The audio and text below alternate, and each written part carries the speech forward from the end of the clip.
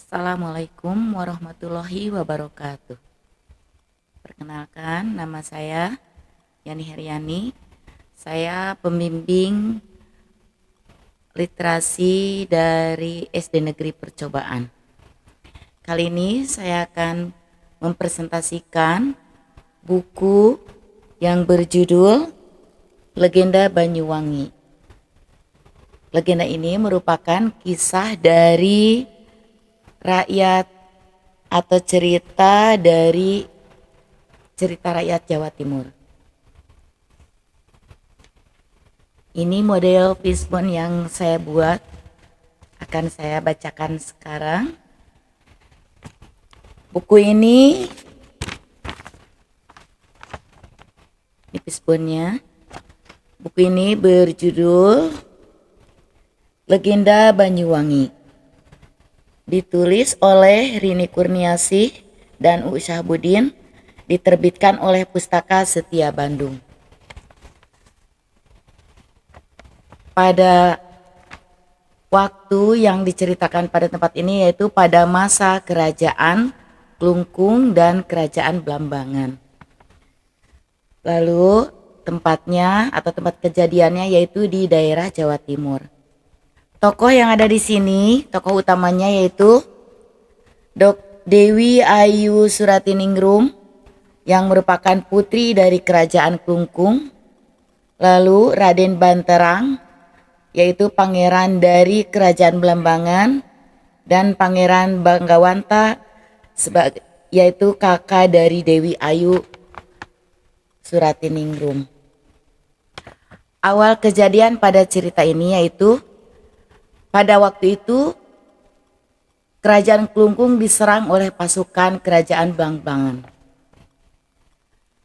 Dan Kerajaan Klungkung pada saat itu menerima kekalahan, sehingga Dewi Suratiningrum dan kakaknya Raden Bagawanta harus bersembunyi di hutan. Untuk kehidupan sehari-harinya, kedua kakak beradik ini dengan mengandalkan berburu di hutan. Mereka bersembunyi dari pasukan Blambangan. Namun naasnya suatu hari ketika Raden Bagawanta berburu kelinci, ia terperosok ke jurang. Sejak kakaknya masuk ke jurang itu, Dewi Suratiningrum menyendiri di hutan. Dia tidak bisa kemana-mana. Dan untuk menghibur dirinya, ia suka bersenandung di pinggir sungai. Suatu hari, Raden Banterang beserta pasukannya berburu ke hutan. Pada saat itu, ia mendengar suara senandung dari perempuan. Lalu ia pun mencari-cari dari mana arah sumber suara tersebut. Dan ia pun sangat terkejut begitu melihat seorang putri sedang bersenandung di pinggir sungai.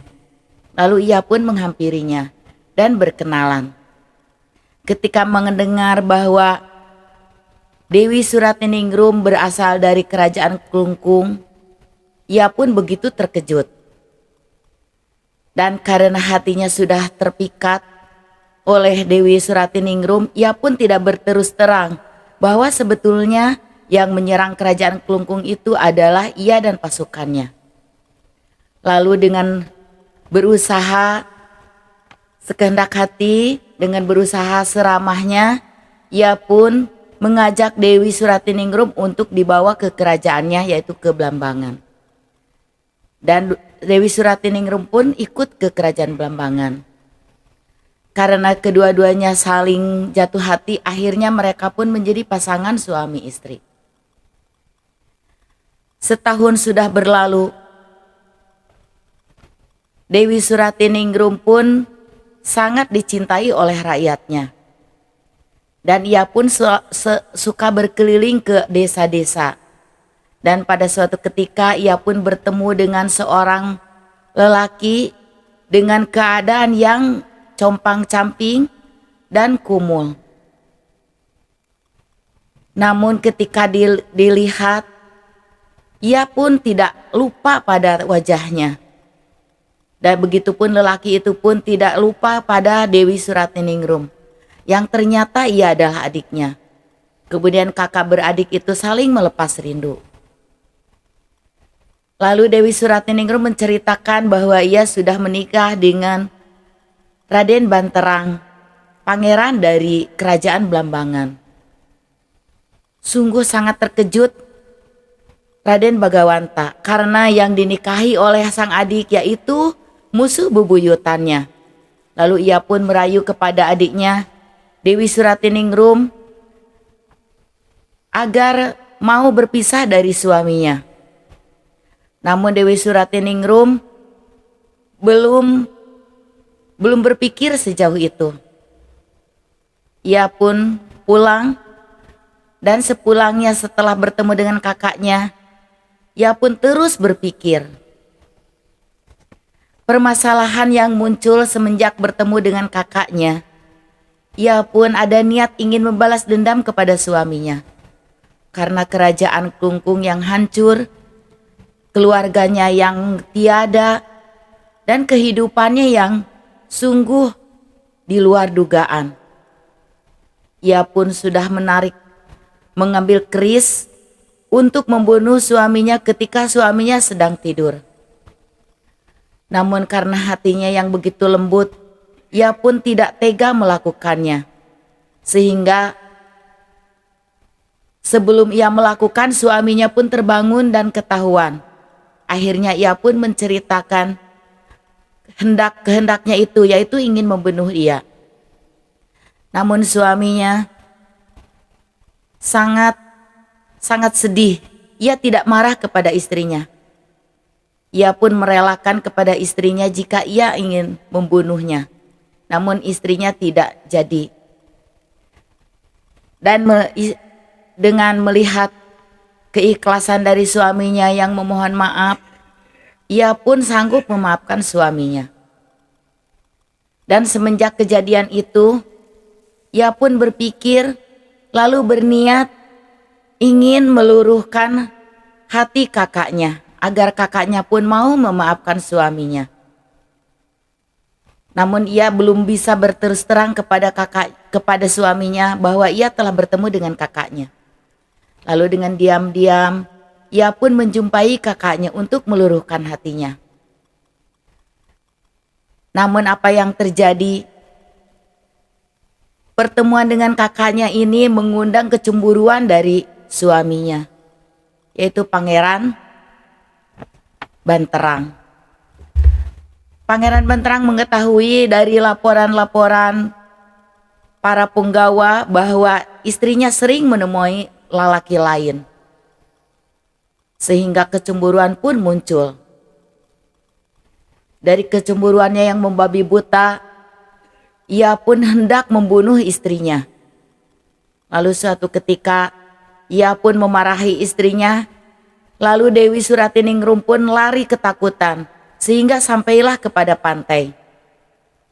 Namun sampai di pantai, ia pun menghela nafas, merasa kelelahan, dan ia pun akhirnya pasrah kepada suaminya.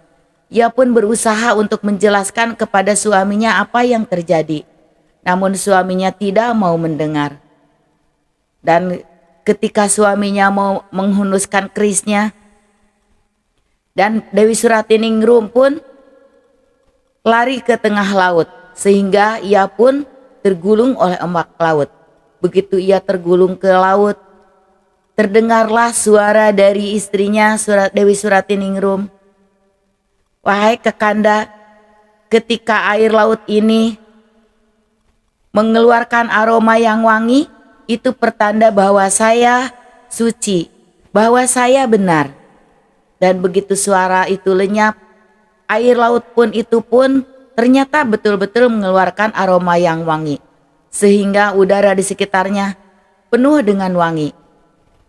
Semenjak itu, Raden Banterang barulah sadar bahwa istrinya tidak bersalah. Ia pun hanya menunduk, menyesali apa yang dilakukannya. Ia hanya meratapi karena ia telah terkuasai oleh nafsu dan rasa cemburu yang membabi buta. Nah, hikmah dari cerita ini yang bisa diambil, kita tidak boleh terburu nafsu. Ketika kita berprasangka kepada orang lain, kita pun harus berusaha tetap tenang, harus berusaha berpikiran dengan jernih, karena nafsu akan membawa penyesalan yang tiada akhir. Demikian presentasi dari cerita tentang kisah legenda Banyuwangi, yang mana hingga kini daerah tersebut bernama Banyuwangi karena pada saat itu dari banyu atau air yang mengeluarkan aroma yang wangi. Demikian, wassalamualaikum warahmatullahi wabarakatuh.